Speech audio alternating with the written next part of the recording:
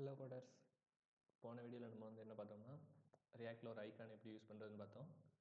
அதுக்கப்புறம் நம்ம அந்த ஃபார்மோட அந்த ஐக்கான் ஸ்டேட்டை வந்து எப்படி ஸ்டேட் யூஸ் பண்ணியும் ரியாக்டோட ஃபங்க்ஷன்ஸ் யூஸ் பண்ணி எப்படி ஹேண்டில் பண்ணுறது, எப்படி அதை ஸ்டேட்டை கண்ட்ரோல் பண்ணுறது, அந்த காம்பனண்ட் எப்படி ரெண்டரிங் பண்ணுறது, அதாவது கண்டிஷன் வைஸாக ரெண்டரிங் பண்ணுறது அப்படிங்கிறதெல்லாம் டீட்டெயிலாகவே பார்த்தோம். ஓகேவா? அந்த வீடியோ நீங்கள் பார்க்கலன்னா பார்த்துட்டு வந்துடுங்க. ஸோ நெக்ஸ்ட்டு இந்த வீடியோவில் நம்ம பார்க்குறது ஒரு இம்பார்ட்டன்ட் கான்செப்ட். ஒரு ஃப்ரண்ட் அண்ட் டெவலப்பர்னால் அவருக்கு என்ன தெரிஞ்சிருக்கணும்னா, ஏபிஐ அப்படிங்கிறத பற்றி நமக்கு தெரிஞ்சிருக்கணும். ஸோ அந்த ஏபிஐயை கால் பண்ணி எப்படி நம்ம வெப்பேஜில் அதை வந்து லோட் பண்ணுறது, அதை வந்து விசிபிளாக அந்த ஏபிஐயில் உள்ள டேட்டாவெல்லாம் நம்ம வெப்பேஜில் எப்படி லோட் பண்ணுறது அப்படிங்கிறத இந்த வீடியோவில் பார்க்கலாம். ஓகேவா? ஸோ ஏபிஐ வந்து லோட் பண்ணுறதுக்கு ஆக்சுவலாக 2 வேஸ் இருக்குது. ஒன்று வந்து ட்ரெடிஷ்னல் வே என்னென்னா ஃபெச் யூஸ் பண்ணி பண்ணுறது. பட் நம்ம இந்த வீடியோவில் ஃபெச் யூஸ் பண்ணி பார்க்க போகிறது இல்லை. ஃபெச்சுக்கு பதிலாக நம்ம என்ன பண்ணுறோம்னா கொஞ்சம் அட்வான்ஸாக போயிடுவோம். ஆக்சியோஸ் யூஸ் பண்ணி எப்படி வந்து நம்ம ஏபிஐயை ஃபெச் பண்ணுறது அப்படிங்கிறத பார்க்கலாம். ஓகேவா? ஃபஸ்ட்டு நம்ம என்ன பண்ணணும்னா ஆக்சியோஸை நம்ம ப்ராஜெக்டில் இன்ஸ்டால் பண்ணணும். ஸோ அதுக்கு என்ன பண்ணணும் அப்படின்னா, ஒரு நியூ டெர்மினல் வேண்டாம், நம்ம அதே டெர்மினல்லையே நம்ம சர்வரை ஸ்டாப் பண்ணிவிட்டு npm install axios அப்படின்னு டைப் பண்ணி என்டர் கொடுத்துருங்க. ஓகேவா? npm install axios இந்த கமெண்டை கொடுத்தீங்கன்னா நமக்கு வந்து axios இன்ஸ்டால் ஆயிரும். ஓகேவா? ஓகே, இது இன்ஸ்டால் ஆகட்டும். ஸோ அதுக்கு முன்னாடி நமக்கு வந்து ஒரு ஏபிஐ வேணும். ஸோ ஒரு டம்மி ஏபிஐ வந்து நம்ம கூகுள்லேருந்து எடுத்துக்கணும். ஓகேவா? Dummy Jason.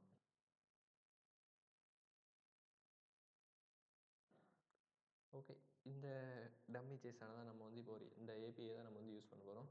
ஸோ ஏபிஐனா எப்படி இருக்கும் அப்படின்னா, நமக்கு வந்து பேக் அண்ட் டெவலப்பர்ஸ் வந்து ஏபிஐ கிரியேட் பண்ணி நமக்கு வந்து தருவாங்க. ஓகேவா? அந்த ஏபிஐ யூஸ் பண்ணி நம்ம வந்து எல்லாம் பண்ணுவோம். ஸோ நான் ஃபெச்சுன்னு சொன்னேன் பார்த்தீங்களா, இப்படி தான் ஃபெச் பண்ணணும். ஸோ இது வந்து ஃபெச் யூஸ் பண்ணி பண்ணுறது. பட் நம்ம என்ன பண்ண போகிறோம்னா ஆக்சியோஸ் யூஸ் பண்ணி பண்ண போகிறோம். ஸோ நான் அந்த லிங்க்கை மட்டுமே காப்பி பண்ணிக்கிட்டேன்.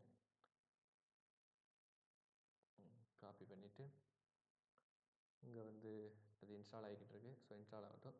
நம்ம காப்பி பண்ணதை என்ன பண்ண போகிறோம்னா கான்ஸ்ட் ஏபிஐ யூஆர்ஐ அப்படின்னு ஒரு வேரியபிளில் பேஸ்ட் பண்ணியாச்சு. ஓகேவா? நான் எதுக்கு இந்த எல்லா லெட்டரையுமே கேபிட்டலில் வச்சுருக்கேன்னா, நமக்கு வந்து அந்த ஏபிஐ லிங்க் வந்து மாற போகிறதே கிடையாது. ஸோ வந்து நம்ம மாற்ற போகிறதும் கிடையாது, அது மாற போகிறதும் கிடையாது. ஸோ அதனால தான் நான் இப்படி வச்சுருக்கோம்னா அப்படி வச்சுருக்கேன். ஓகேவா? ஸோ அந்த மாதிரி கான்ஸ்டண்ட்டாக இருக்க இந்த மாதிரி டேட்டாவெல்லாம் நம்ம வந்து இப்படி யூஸ் பண்ணுறது வந்து பெட்டராக இருக்கும். ஸோ அப்படியே நீங்களும் ட்ரை பண்ணுங்கள். ஓகேவா? சரி, ஓகே, இந்த ஏபிஐ நம்ம இங்கே வச்சுட்டோம். ஸோ அந்த லிங்க் வந்து கரெக்டாக ஒர்க் ஆகுதா அப்படின்னு செக் பண்ணி பார்த்துருவோம்.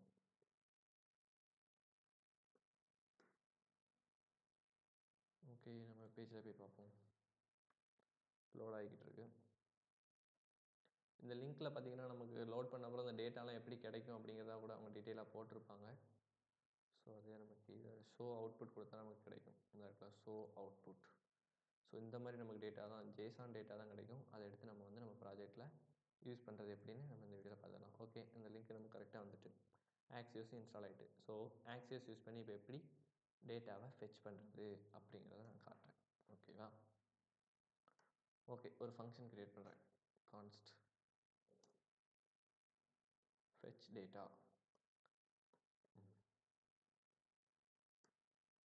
ஓகே, ஓகே, இந்த ஃபங்க்ஷன் வந்து எப்போ ரன் ஆகணும் அப்படிங்கிறத நம்ம எடுத்து பண்ணிக்கலாம். ஃபஸ்ட்டு எப்படி நம்ம ஏபிஐ கால் பண்ணுறது அப்படிங்கிறத பார்த்துக்கலாம். ஓகே, கான்ஸ்ட் ரெஸ்பான்ஸ் அப்படின்னு ஒரு வேரியபிளில் தான் நான் வந்து என்னோடய மொத்த ஏபிஐயில் உள்ள டேட்டாவே வாங்கி வைக்க போகிறேன். ஸோ அதுக்கு முன்னாடி நம்ம இங்கே என்ன யூஸ் பண்ண போகிறோம்னா ஆசிங்க்ரனஸ் ஃபங்க்ஷன் யூஸ் பண்ண போகிறோம்.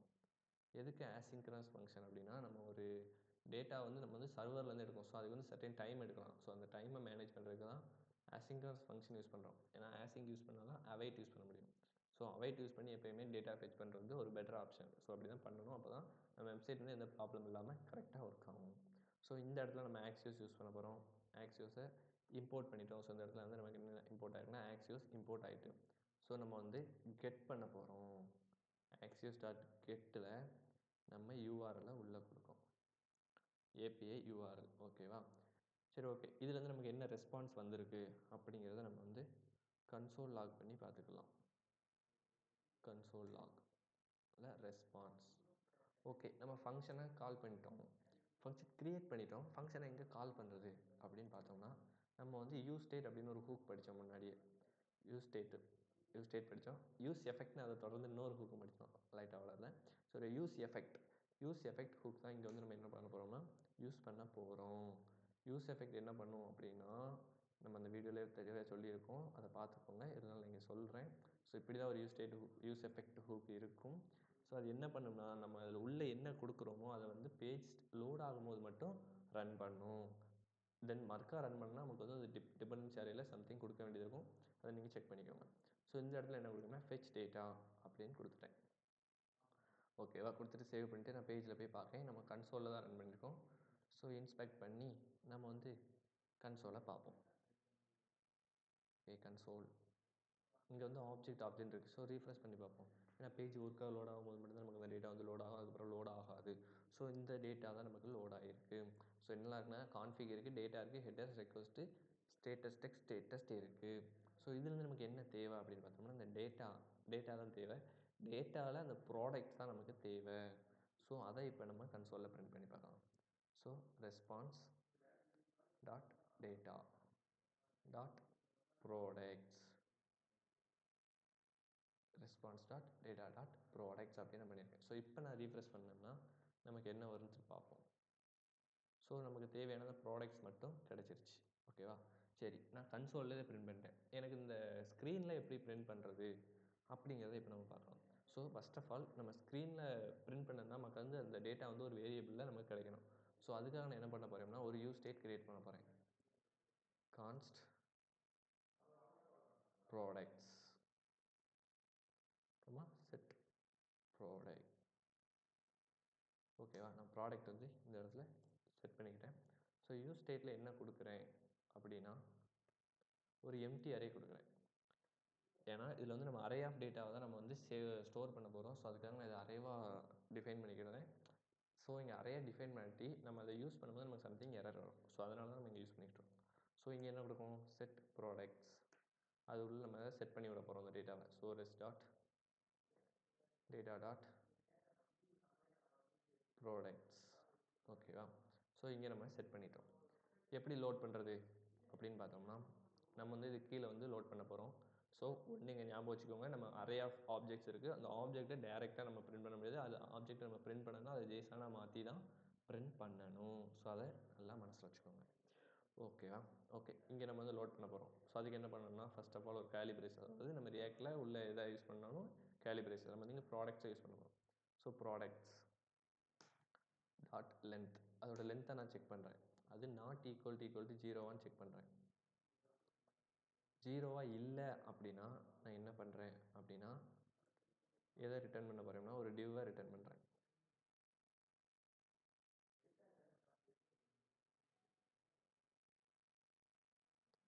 ஓகேவா?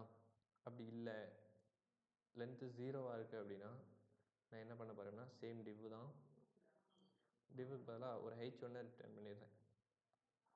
h1 h2 h3 யூஸ் பண்ணிக்கலாம். அதில் என்ன பண்ண போகிறோம்னா நோ டேட்டா நாங்கள் பிரிண்ட் பண்ணுறேன். இங்கே இப்போதைக்கு டேட்டா இருக்குல்ல, ஸோ டேட்டா ஃபவுண்ட் அப்படின்னு இங்கே பிரிண்ட் பண்ணுறேன். Okay, data found.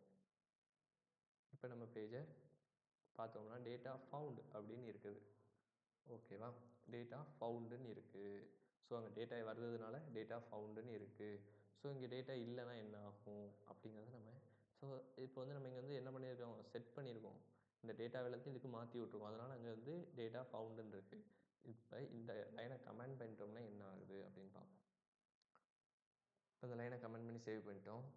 நம்ம வந்து ரீஃப்ரெஷ் பண்ணிக்கிட்டோம். ஏன்னா நம்ம டேட்டா ஏற்கனவே லோட் ஆகி தானே இருக்கும். இப்போ பார்த்தீங்கன்னா நோ டேட்டா, ஏன்னா ரீஸ்டார்ட் ஆகும்போது தானே அது ஃபங்க்ஷன் கிரியேட் ஆகும். ஸோ நோ டேட்டான்னு இருக்குது. ஸோ இப்போ நோ டேட்டான்னு இருக்குது. நான் இங்கே வந்து என்ன பண்ணணும்னு சொன்னேன்னா இது நம்ம அரே டேட்டா தான் அதில் கொடுக்க போகிறோம். ஸோ அரேயை டிஃபைன் பண்ணிக்கணும். இப்போதைக்கு நான் இப்படி சும்மா விட்டுட்டேன்னா என்ன ஆகும் அப்படின்னா நம்ம இந்த இடத்துல ப்ராடக்ட்டோட லென்த்தை செக் பண்ணுறோம். ஸோ அது ஏதாவது அரையாக இருக்கும்போது அந்த லென்த்து செக் ஆனிச்சு. ஸோ இப்போ நம்ம நல் அப்படின்னு கொடுத்துருக்கிறதுனால இங்கே எரர் வந்துட்டு நமக்கு எதுவுமே வராது. ஸோ என்ன வரும்னா நல்லோட லென்த்தை செக் பண்ண முடியாது அப்படின்னு ஒரு எரர் நமக்கு ஷோ ஆகும். ஸோ இந்த எரரை நம்ம வந்து தவிர்க்கிறதுக்காக மட்டும்தான் நம்ம என்ன யூஸ் பண்ணுறோம், அதாவது அன்டிஃபைனோட ப்ராப்பர்ட்டியை நம்ம வந்து லென்த்துன்னு ஒரு ப்ராப்பர்ட்டி இல்லை அப்படின்னு இந்த ப்ராப்ளத்தை சால்வ் பண்ணுறதுக்காக தான் நம்ம வந்து ஒரு எம்டி அரே யூஸ் பண்ணிக்கிட்டோம். ஓகேவா? ஸோ எம்டி அரே எதுக்கு யூஸ் பண்ணுறோன்னு கற்றுக்கோங்க. ஸோ ஓகே, இங்கே டேட்டா ஃபவுண்டுன்னு வந்துட்டு டேட்டா ஃபவுண்டுன்னு வந்து நமக்கு போதாவது இந்த டேட்டா வரணும். ஸோ அதுக்கு என்ன பண்ணணும்? ஸோ அது உள்ள ஒரு கேலிப்ரேஷன். அது HTML எலமெண்ட். ஸோ அது உள்ள நம்ம யூஸ் பண்ணோம்னா JS எக்ஸ்டெண்ட் பண்ணணும், கேலிப்ரேஷன் யூஸ் பண்ணணும். அது உள்ள நம்ம ப்ராடக்ட்ஸை என்ன பண்ண போகிறோம்னா மேப் பண்ண போகிறோம். Products dot map. மேப்புக்குள்ளே ஒரு ஐட்டம், அந்த ஒரு ஆப்ஜெக்டையும் ஐட்டம்னு எடுத்துக்கிடுவேன். எடுத்துகிட்டு நான் என்ன பண்ண போகிறேன்னா ரிட்டர்ன் பண்ண போகிறேன். எதை ரிட்டர்ன் பண்ண போகிறேன்? ஒன்றையுமே ஒரு அந்த ஃபுல் ஆப்ஜெக்டையுமே நான் அப்படியே பிரிண்ட் பண்ண போகிறேன். ஓகேவா? ஸோ ஃபுல் ஆப்ஜெக்டையும் பிரிண்ட் பண்ணால் நம்ம வந்து பேராகிராஃபில் பிரிண்ட் பண்ணுவோம். ஸோ பேராகிராஃபில் பிரிண்ட் பண்ண போகிறேன். எப்படி பிரிண்ட் பண்ணணும்? JSON.stringify மாற்றிட்டு பிரிண்ட் பண்ணணும்.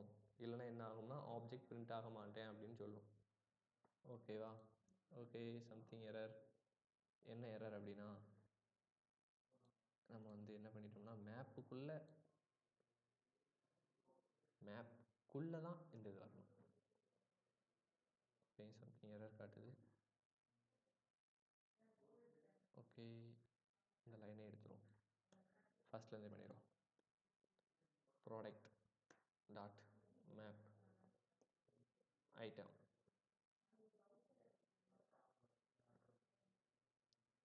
ரிட்டர்னில் நம்ம வந்து பேராகிராஃப் கொடுக்க போகிறோம்.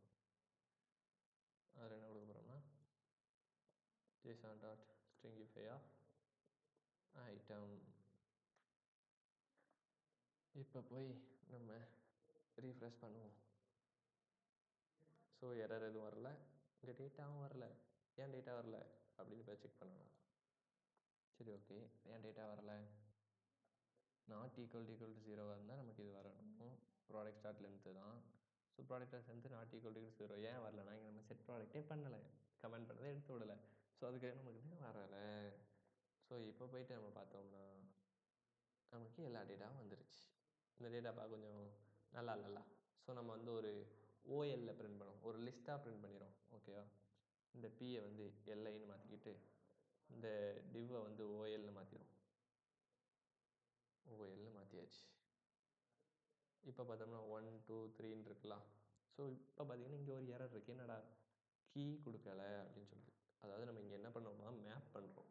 மேப் பண்ணும்போது என்ன செய்யணும்னா நம்ம ரிட்டனில் ஒரே ஒரு சைல்டு தான் யூஸ் பண்ணுவோம். ஸோ அந்த சைல்டுக்கு என்ன கொடுக்கணும்னா கீ கொடுக்கணும். இங்கே கீ நம்ம என்ன கொடுக்க போகிறோம்னா item.id கொடுக்க போகிறோம். அந்த item.id எப்படி செக் பண்ணுறதுன்னா இந்த இடத்துல நம்ம ஒரே ஒரு இதை செக் பண்ணிப்போம். பார்த்தீங்கன்னா ஒவ்வொன்றுக்கும் ஐடி இருக்குது. So item.id. இந்த கீங்கிறது எப்படி இருக்கணும்னா யூனிக்காக இருக்கணும். அது எல்லாமே வித்தியாசமாக இருக்கணும். இப்போ நம்ம பேஜை ஃபுல்லாக ரீஃப்ரெஷ் பண்ணோம்னா நமக்கு இந்த பக்கம் நோ எரர்ஸ், எந்த எரருமே இல்லை. ஸோ பக்காவாக ஒர்க் ஆகுது. ஸோ நமக்கு பக்காவாக ஒர்க் ஆகிட்டுனா அந்த கன்சோல் லாக்கெல்லாம் எடுத்து விட்டுருங்க. ஏன் சொல்கிறோம்னா நம்ம வந்து ஹோஸ்ட் பண்ணும்போது இந்த கன்சோல் லாக்கெல்லாம் நம்ம எல்லாமே கமெண்ட் பண்ணிட்டு தான் ஹோஸ்ட் பண்ணுவோம். ஸோ ஒன்ஸ் செக் பண்ணிட்டோம்னா அந்த கன்சோல் லாக்கை கமெண்ட் பண்ணிக்கோங்க.